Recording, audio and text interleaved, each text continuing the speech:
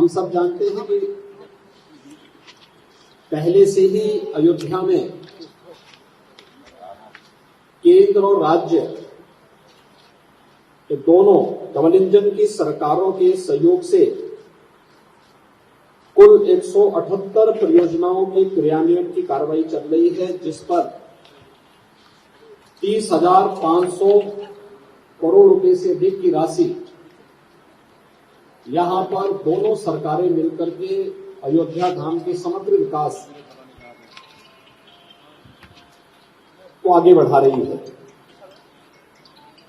मंत्रिपरिषद ने आज जो अयोध्या धाम में महत्वपूर्ण निर्णय लिए, सबसे पहले हमारा पूरा मंत्रिपरिषद यहां पर आया और आने के उपरांत आदरणीय प्रधानमंत्री जी को अयोध्या को सोलर सिटी के रूप में विकसित करने का भी एक तमन्ना है और इस पर तेजी के साथ कार्य भी प्रारंभ हुआ है। इलेक्ट्रिक व्हीकल से यहां से जाकर के हम लोगों ने सबसे पहले श्री हनुमानगढ़ी में दर्शन किए।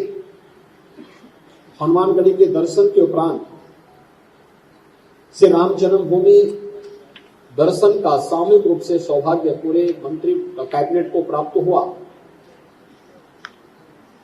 अयोध्या एक नए युग की ओर जा रही है। पूरी दुनिया आज अयोध्या की तरफ आकर्षित हो रही है और इस दृष्टि से आज उत्तर प्रदेश कैबिनेट का राम जन्मभूमि में दर्शन करना, श्री रामलला के भव्य मंदिर निर्माण के कार्यों को वहां नजदीक से अवलोकन करना और उसके उपरांत श्री राम संग्रहालय में उत्तर प्रदेश कैबिनेट की बैठक प्रारंभ हुई। कैबिनेट में कुल 14 प्रस्ताव आए। इन 14 महत्वपूर्ण प्रस्तावों में जो प्रस्ताव थे, सबसे पहला प्रस्ताव था उत्तर प्रदेश के अंदर पहली बार इनलैंड वाटरवे अथॉरिटी का गठन, यानी उत्तर प्रदेश अंतर्देशीय राजमार्ग प्राधिकरण के गठन का एक प्रस्ताव है। हम सब जानते हैं कि उत्तर प्रदेश के बारे में यह कहा जाता था कि उत्तर प्रदेश एक लैंडलॉक्ड स्टेट है। दुनिया के अंदर भी और देश के अंदर भी उन देशों ने प्रगति की जिनके पास जितना बेहतर जलमार्ग है। देश के अंदर भी वे राज्य आगे बढ़ गए थे क्योंकि उनके पास एक्सपोर्ट की सस्ती सुविधा थी, जिनके पास जलमार्ग था।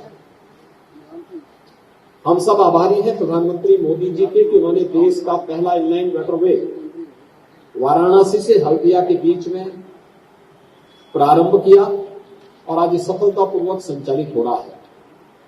पिछली बार हम लोगों ने देखा था कि 13 जनवरी को दुनिया का सबसे लंबा क्रूज वाराणसी से डिब्रूगढ़ के बीच में भी प्रधानमंत्री जी ने फ्लैग ऑफ किया था। Inland waterway authority Uttar Pradesh में जल यातायात को बढ़ावा देने, इसके माध्यम से वाटर स्पोर्ट्स की एक्टिविटीज को भी तेजी के साथ आगे बढ़ाने, पर्यटन की सुविधाओं में बढ़ोतरी करने के साथ साथ उत्तर प्रदेश को एक्सपोर्ट के एक हब के रूप में, क्योंकि देश के अंदर सबसे अच्छी कृषि और सबसे अच्छा जल संसाधन उत्तर प्रदेश के पास है और अयोध्या इस देश से बहुत महत्वपूर्ण है, क्योंकि अयोध्या कहते हैं आज से 2000 वर्ष पहले अयोध्या की राजकुमारी जल मार्ग से साउथ कोरिया गई थी और कोरिया के राजकुमार से विवाह बंधन में जोड़ करके वहां के आज एक महत्वपूर्ण राजवंश की परंपरा अपने आप को कोरियावासी भावनात्मक रूप से अयोध्या के साथ जोड़ते हैं। बल्कि इसी रामकथा पार्क के बगल में क्वीन हो पार्क के निर्माण का कार्य कोरिया और उत्तर प्रदेश सरकार मिलकर के संपन्न भी कर रही है। इस दृष्टि से अयोध्या में यूपी उत्तर प्रदेश के अंदर जो हमारे महत्वपूर्ण लगभग 12 के आसपास नदियां ऐसी हैं जो जल यातायात के लिए बहुत मायने रखती है। जैसे गंगा जी में, ऐसे यमुना जी में, सरयू जी में, राप्ती में, गोमती है।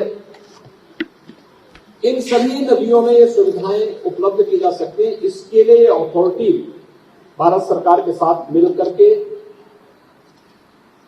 कार्य करेगी और उत्तर प्रदेश को अपने परंपरागत उत्पाद को या उत्तर प्रदेश के जो कृषि प्रोडक्ट है इसको भी दुनिया के मार्केट में पहुंचाने के लिए, इसको निर्यात करने के लिए एक सुविधा विकसित होगी, जिससे आज इसकी अथॉरिटी के गठन की प्रक्रिया राज्य स्तर पर भी हम लोगों ने करने का निर्णय लिया है। इस कार्यक्रम को आगे बढ़ाएंगे। दूसरा, अयोध्या धाम की दृष्टि से मैंने पहले ही बताया कि यहाँ पर पहले से ही 178 महत्वपूर्ण परियोजनाएं, जिनमें केंद्र और राज्य सरकार 30,500 करोड़ रुपए से अधिक खर्च कर रही है। इन परियोजनाओं के साथ साथ आने वाले समय में यहाँ आने वाले श्री राम जन्मभूमि में भगवान रामलला के भव्य मंदिर निर्माण के उपरांत रामलला के मंदिर में विराजमान होने के बाद श्रद्धालुओं और पर्यटकों की जो भारी संख्या यहाँ पर आने जा रही है, उसको ध्यान में रखते हुए यहाँ पर श्री अयोध्या धाम तीर्थ विकास परिषद के गठन का भी एक प्रस्ताव रखा गया है और इसको हमारी कैबिनेट ने पास किया है। यहाँ के पर्व, यहाँ के त्योहार, यहाँ की व्यवस्था को और अच्छे ढंग से कोऑर्डिनेट करते हुए स्थानीय स्तर पर, राज्य स्तर पर, केंद्र सरकार के सहयोग से और अन्य विभिन्न धर्मार्थ संस्थाओं के सहयोग से इसे कैसे हम आगे बढ़ा सकते हैं, इसके लिए इस प्रस्ताव को भी हम लोगों ने पास किया है। इसके साथ ही मां पाटेश्वरी धाम देवीपाटन धाम तीर्थ विकास परिषद के गठन की भी प्रक्रिया प्रारंभ आज यहाँ पर उसको भी पास किया है, क्योंकि वह एक महत्वपूर्ण तीर्थ है और नेपाल से जुड़े हुए श्रद्धालुओं की यात्राएं नवरात्रि के दौरान, खासतौर पर वासंतीय नवरात्रि के अवसर पर वहां पर एक यात्रा नेपाल से विशेष रूप से आती है। उस दृष्टि से भी इस धाम के विकास, उसके समग्र विकास की दृष्टि से की व्यवस्था की गई है। तीसरा, सुख तीर्थ विकास परिषद। हम सब जानते हैं श्रीमद् भागवत महापुराण की पहली कथा सुख तीर्थ में हुई थी। मुजफ्फरनगर जनपद में पवित्र तीर्थ है और जहां पे राजा परीक्षित को सुखदेव ऋषि ने पहली भागवत की कथा वहां पे सुनाई थी और जिसके कारण उन्हें मोक्ष प्राप्त हुआ था। उसे एक तीर्थ विकास परिषद के रूप में विकसित करने के लिए हमारी सरकार ने वहां पे गंगा की एक धारा को लाने में सफलता प्राप्त की है और अब उसे तीर्थ विकास परिषद के माध्यम से आगे बढ़ाने का कार्य करने जा रहे हैं। यह भी यहाँ पे निर्णय लिया गया।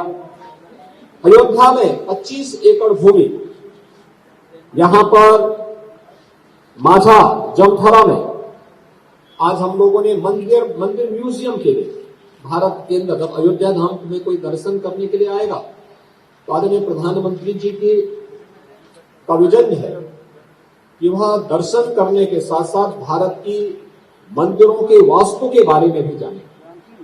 अलग अलग कालखंड में किस किस प्रकार के मंदिर बने थे, उत्तर में, दक्षिण में, पूरब में, पश्चिम में, मध्य यूपी में, उन सभी मंदिर म्यूजियम के माध्यम से हम श्रद्धालु जनों और पर्यटकों के सामने रख सके, मंदिर इतिहास के बारे में जानकारी दे सके।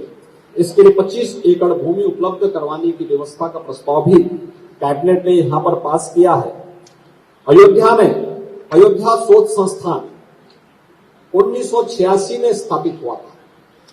इस दौरान पिछले 6-7 वर्षों में शोध संस्थान ने काफी प्रोग्रेस की।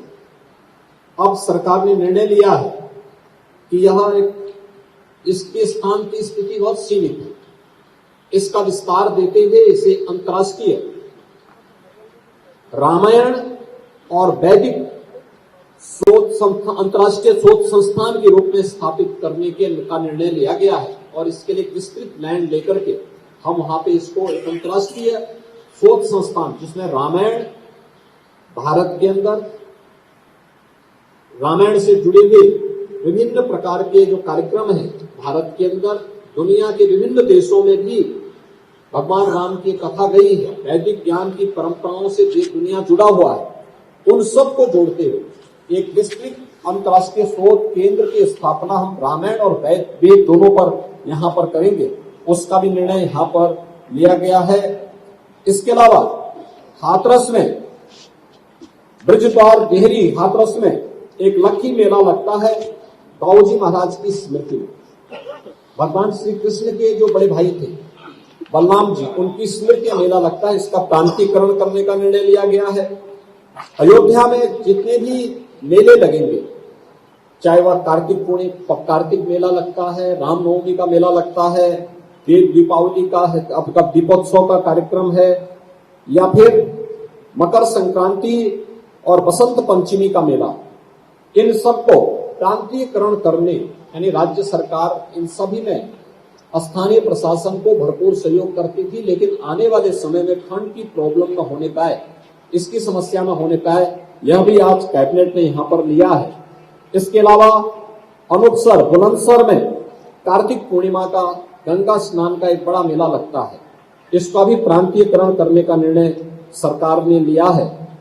इसके साथ ही काशी में देव दीपावली के कार्यक्रम को आगे बढ़ाने के लिए उसको भी प्रांतीयकरण करने का निर्णय सरकार ने यहाँ पर लिया है।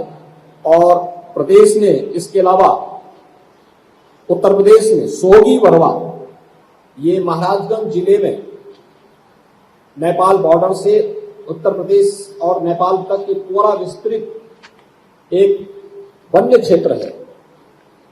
इस पूरे क्षेत्र में इको टूरिज्म को बढ़ाने के लिए पर्यटन विभाग को वहां पर राज्य सरकार की जो लैंड है उसे उपलब्ध करवा के, जिससे वहां पे आने वाले पर्यटकों के लिए हम लोग बुनियादी सुविधाएं दे सकें, इसके लिए भी निर्णय आज की कैबिनेट ने लिया है।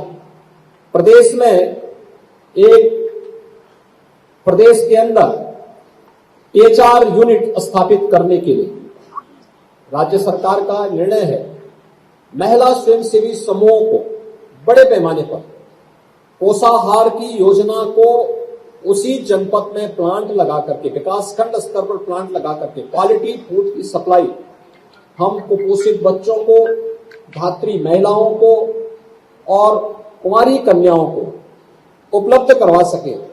इसके लिए राज्य सरकार एक वायबिलिटी गैप फंड, जब तक वे आत्मनिर्भर नहीं होती है, एक निश्चित सीमा के लिए हम लोग उन्हें राज्य सरकार के स्तर पर सपोर्ट करेंगे, इसका निर्णय भी सरकार ने लिया है। और ड्रोन पॉलिसी के तहत ड्रोन आज बहुउपयोगी हो चुका है। फोटोग्राफी, वीडियोग्राफी के साथ साथ एग्रीकल्चर के क्षेत्र में भी और अन्य तमाम क्षेत्रों में इसका उपयोग किया जा रहा है। सुरक्षा एजेंसियां भी इसका उपयोग कर रही है। उपयोगी है, लेकिन दुरुपयोग होने की संभावना भी रहती है। तो इसके लिए राज्य सरकार ने भारत सरकार के सिविल एविएशन एक्ट के अंतर्गत इस पॉलिसी के लिए राज्य स्तर पर भी एक नियमावली तय की है और उस नियमावली को हम लागू कर रहे हैं कि कोई भी ड्रोन होगा वह रजिस्ट्रेशन उसका अनिवार्य हो।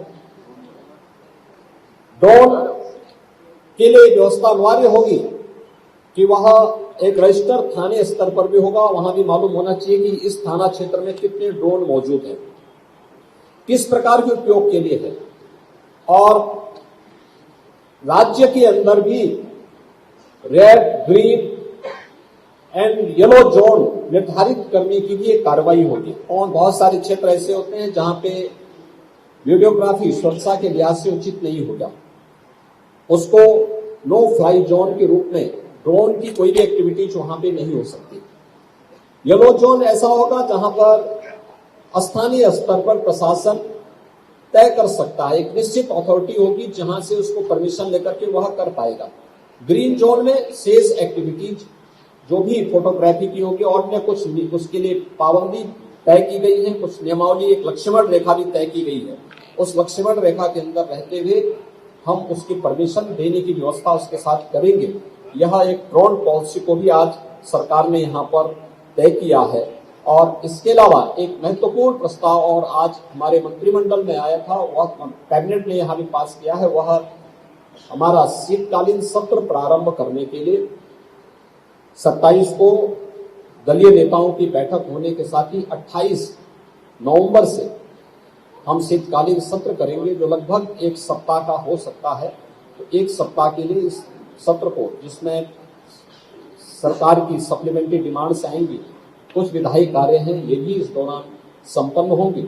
इन महत्वपूर्ण मुद्दों को लेकर के आज हम सब यहाँ पर आए थे।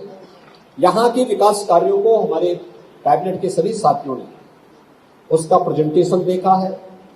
जन्मभूमि मंदिर जाते समय, हनुमानगढ़ी जाते समय कुछ कार्यों का अवलोकन भी किया है और अयोध्या धाम के समग्र विकास को ध्यान में रख करके आदरणीय प्रधानमंत्री जी की मंशा है, उनके विजन के अनुरूप हम अयोध्या को और उत्तर प्रदेश को विकास के एक नए प्रतिमान के रूप में स्थापित करने में सफल होंगे। इस विश्वास के साथ परसों दीपोत्सव कार्यक्रम में आपसे फिर से यहां पर मुलाकात होगी। इस विश्वास के साथ मैं आज के इस पूरे कार्यक्रम के लिए अपने पूरे मंत्रिमंडल का हृदय से धन्यवाद ज्ञापित करता हूं कि वे सभी यहां पर अपने अपने कार्यक्रमों को छोड़ करके आए और कार्यक्रमों के साथ यहां के विकास के कार्यों को उन्होंने नजदीक से देखा है और अपने विभागों के माध्यम से भी जो प्रयास हो सकते हैं उसको पूरी तत्परता के साथ आगे बढ़ाने के साथ अयोध्या और उत्तर प्रदेश के समग्र विकास में लोग रुचि ले रहे हैं। आप सब भी अपने पूरे कार्यक्रम के साथ आए हैं। आप सभी मित्रों को भी मैं धन्यवाद देता हूं और दीपोत्सव और दीपावली की अपनी मंगल में शुभकामनाएं देता हूं। धन्यवाद। जय हिंद।